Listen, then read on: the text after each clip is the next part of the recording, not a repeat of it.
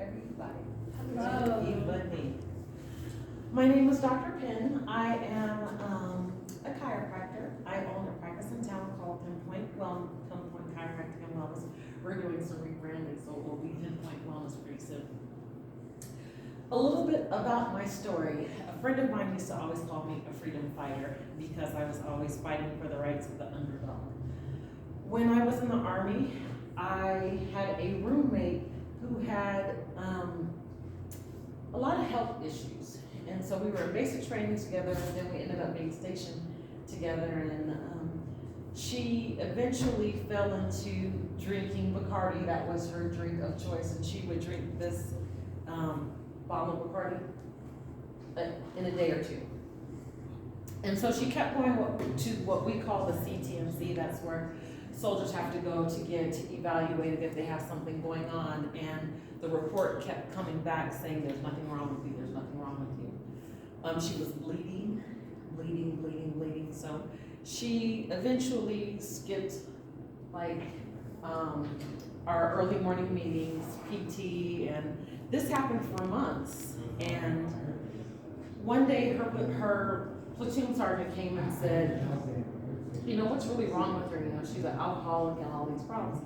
And I was like, her problem isn't that she's an alcoholic. Her problem is that she has a health issue. And somewhere in that transition of her health issue, we went to the ER and she gave birth to a tumor. It was the size of a grapefruit. And that really caused me to have some curiosities about how doctors take care of us, how the medical system takes care of us. That was my first experience. And I didn't really think much about it. It wasn't like my focus on, oh, I'm gonna be a doctor, because that was something that I never wanted to be. I didn't want to be a doctor. It was just chance and fate, it really meant. And then I had a baby.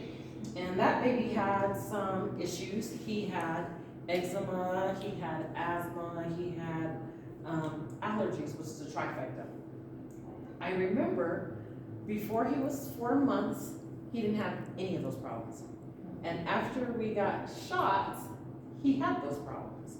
So I am a person who likes to follow causation and to cause and effect. Like, you were like this before, now you're like this. Or you weren't like this before, now you're like this. That began my journey in caring for people through natural abilities. So my first process to that was I made soaps and lotions. I was a soap maker. I was a surgical tech, I was a soap maker, I was a student, I was a single parent. So I was on a budget, time was of essence, and it was just a lot of things that I was going through. And through that, over 13 years, people kept saying, you're bipolar, you're bipolar, you're bipolar. I went to different doctors and they were like, you're bipolar, do you want to be on Prozac? Do you want to be on this? My cycle was crazy, do you want to be on this? You want to be on this? And I was like, no, I prefer to take nothing until I find something that's settled with me. So as a part of my practice today, I am a firm believer that your history is so important on how to help people with wellness. That is what I do in my practice. I like to educate people on being an advocate for themselves, because when you go to the doctor, you're hoping that they will be a specialist at whatever it is that they do, and that they will listen to your story, because your story means everything, and then they will act accordingly. Now, since 1990 until now, medicine has changed tremendously. Before there was 2 other avenues before you got to take this pill and have the surgery. In the 50s, doctors were trained to give you herbal medicines, and then when the Rockefellers came in, then all that changed, and now we have the medical system that we have today. Insurance, pharmaceuticals, Rockefellers. Thank you very much. What I like to focus on is how we got there. So, when a person comes into my practice and they say, this is what's wrong with me, we'll start with low back pain. I have low back pain, which could be anything. Your low back sits right on top of your hips, your organs are in, in your cavity, which all sits on top of your hips, which puts pressure back on your back. So it could be anything, right? I like to say, what is it? So with women, I say, let me check your hips, because 9 times out of 10 or 8 times out of 10, a woman has hip problems that cause them to have low back problems. So the top 3 things that really happen is if a woman has been in some kind of trauma. You've been in a car accident. You had a traumatic birth of your children, some kind of trauma like that. You had a sports injury when you were running track, doing cheer, or whatever, playing basketball, or whatever those things are. Oftentimes for a woman has to do with her hips, even if she does have low back pain. The second thing is that woman can have organ problems. We have a lot of moving parts here, right? And because we have a lot of moving parts, that would cause us to have low back pain, because our spine sits on top of our hips, and all those things get affected. And the third reason could be they really do have back pain, which oftentimes I have found not to be 100% true. So I always want to know, how did we get here? Person comes in and they say, I have fibroids, have endometriosis, or maybe they don't know that they have fibroids and endometriosis. Maybe they'll tell me I have heavy bleeding, and then I'll say, you have heavy bleeding, have you gone through these steps? Do you know this? And so I'm giving them education, and then I give them questions that they need to ask their doctor. Because a woman can go to their GYN, they can get a pap smear, everything be normal, but that doesn't mean your anatomy is normal, and that's something that they oftentimes don't look for. And that's when the questions come in. Can you check this? If you haven't had an ultrasound, and African American women and women of color, they need those ultrasounds. They need those ultrasounds because we have a history of fibroids. We have a history of enlarged uterus, and that type of pathology, sometimes that's not the go-to. Sometimes it's, let's put you on this medicine, let's put you on this hormone therapy, let's do the scraping, and let's do all of that. I've been down that rabbit hole, and I'm like, get these things checked, figure out what that looks like, and make a decision on what you want to do. So when that happened to me last year, I had been to 3 different GYNs, and they said, you don't have this, you don't have this, you don't have this. The scans say one thing, the scan says another thing, the scan says another thing. And by the time I got to the end of that situation, I was like, I don't want to hear any more suggestions, I just want to have surgery. So, my uterus was so big that I had breathing problems. Now, all the scans said that it was 4 months, as big as a 4-month pregnant woman. But when my surgeon got in there, he's like, your uterus was as big as a woman who was 6 months pregnant, pressing on your lung, growing underneath your diaphragm. So I was having breathing problems. I had been having breathing problems for 2 years almost. I had pneumonia, I had pancreatitis. And so when women come in, and my practice isn't a woman-centered focused practice, but I care in ways that maybe your traditional doctor or your modern doctor doesn't care about. Because he's not going to ask you those questions. They're not going to follow the rabbit hole of, have you had pancreatitis without any warning? Have you had have you had breathing problems? How's your sleep? How's your bleeding? How do you have anemia? And all of those things. So when a person comes in, I'm asking them, why are you here? What do you want your outcomes to be? Because I feel like that's not a space that doctors ask you, why are you here? What do you want? What do you want? Because once we know what you want, then we can figure out how to get there. Whether it be through chiropractic practice, whether it be through cognitive coaching, whether it be through herbal medicines, or whether you have to go a step further. If I believe that I cannot do it, then I try to refer you to the best referral that I can that thinks along the lines that I think on. So what I want to share tonight is how do women take care of themselves, because the transition of the woman has evolved so much from what it was before. We're now caretakers, we're breadwinners, we're educators, we fill the space of mom, auntie, grandma, and all of those types of things. But what are we doing for our health? How are we advocating for ourselves? What does self-care look like for us? And where do we want to be 10 years from now with our health? All that starts today. So I want to talk about as women age, because most of the women here have had babies or have passed that age and maybe going to premenopause, menopause, the M word. I want to talk about the progression of what our bodies do. When you are a kid and you have all this energy and you're still growing, you appear like you have no problems, right? Unless you have something congenital or you had some kind of trauma. Other than that, you're doing pretty good. Then you start getting a cycle. Well, you don't know if your parents, both mom and dad, have a history of hormonal problems. So you may not even have menstrual cycle pains or headaches or any of that, but if you are a person who has that, then oftentimes you do have a hormonal imbalance. Nobody tells you. Your parents say, take this, you're fine, go on. When you become an adult and you are now taking care of yourself,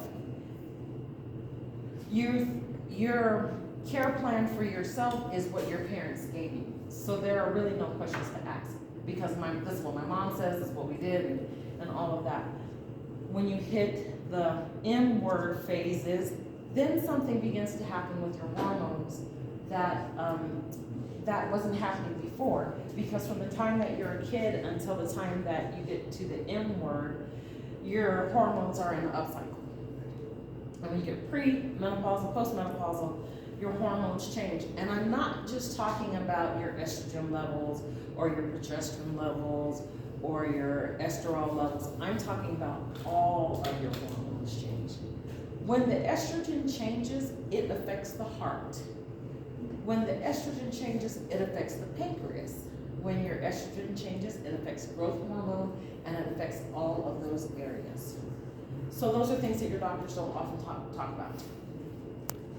A woman can have hot flashes and they'll tell you, oh, it's because you're going through the change.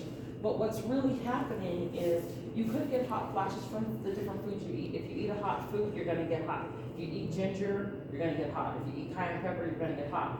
But something happens to the pancreas. And when the pancreas changes its function, so does how your body reacts. Does that make sense? Mm-hmm. And so in those spaces, what begins to happen is if you eat too much sugar, I get hot. If I eat hot food, I get hot. If I eat the wrong kind of meat, I get hot. But some of that has to do with pancreatic function. And so as women progress in age, they need to know how their body actually works. Some of it could be hormonal. So if you were the person who had the heavy menstrual cycle, who had the headaches, who had the cramps, that is a hormonal thing. And then with the change, then now you have a systemic problem. Does that make sense to everybody? If you're listening? I am listening. So what do we do about that? We could get on medicine and get hormones, but the literature says that when you do that, you're pre-med or postmenopausal, that your chances of cancer goes up. Your chances of cancer increase because your body doesn't need that. So when the body has an excess of anything, guess what it does? It produces cancer cells. That seems very, you could correlate this to that, right? When I'm not in my baby making phase, why do I need more hormones when my body's not doing that anymore? So how do we change that? We look at diet, of course. I'm a big fan of how does food make you feel?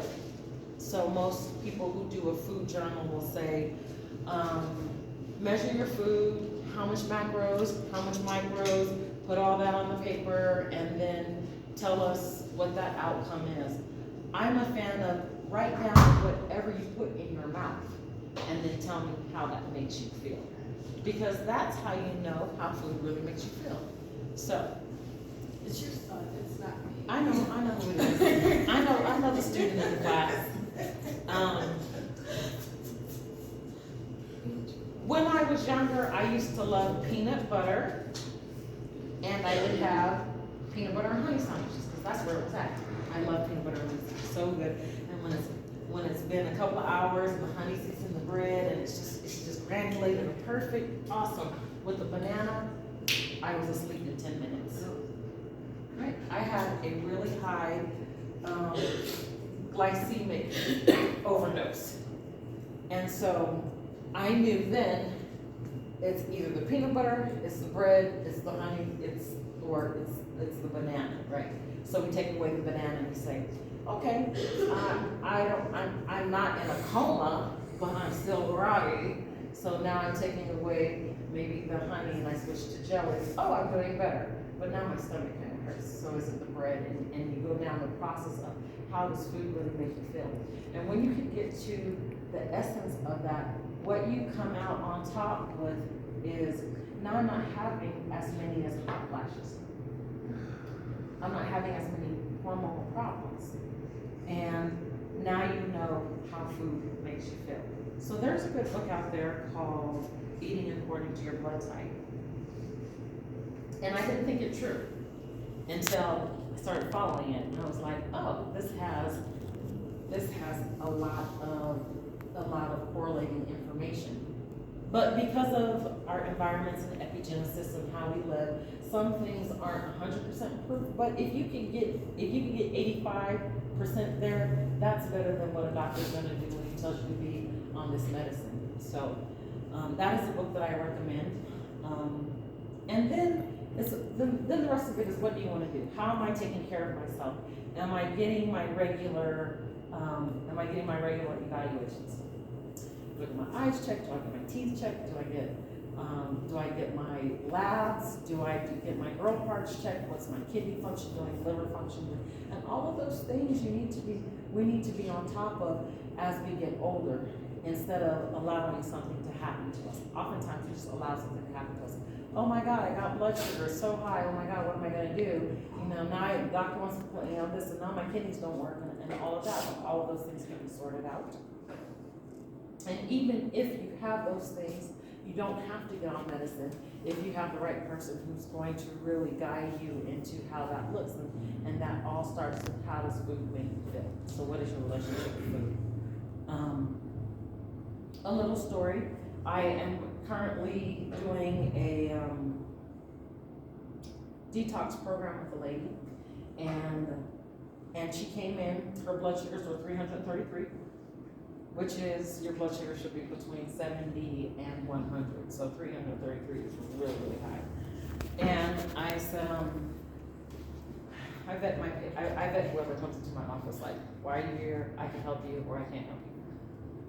And she said, I have this problem, She didn't think that she had a kidney problem. I was like, metabolic syndrome leads to kidney problems. And so she said that the doctor wants me to put me on kidney medicine. I'm currently not on any medicines. So I was like, okay, we got to get this under control.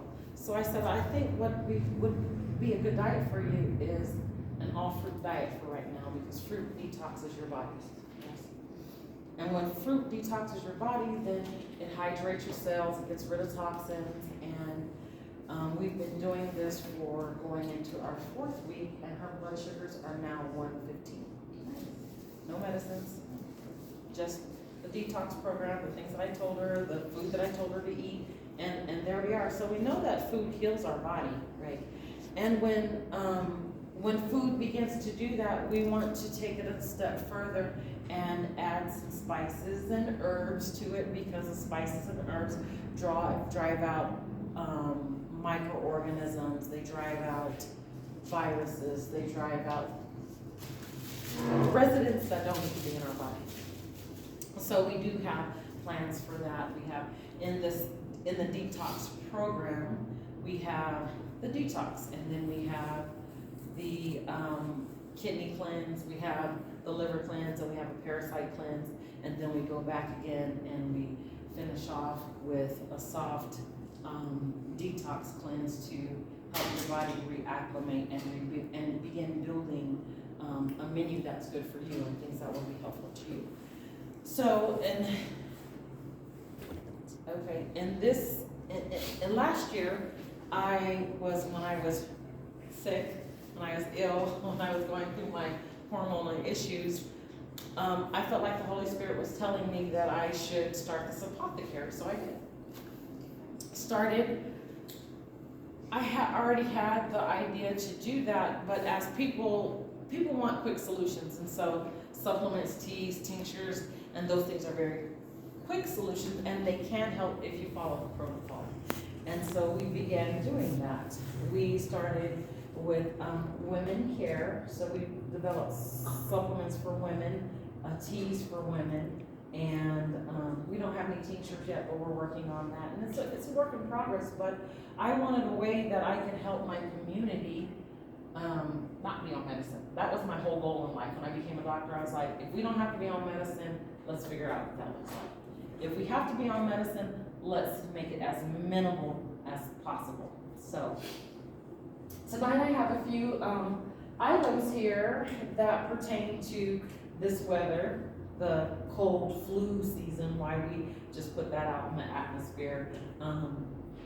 But there are things that we carry in our apothecary. So we have some respiratory things, we have PMS, we have some hormone balancing, headache supplements, and different tinctures that would help that. So that is my presentation about how women can take care of themselves, how putting food first is very important.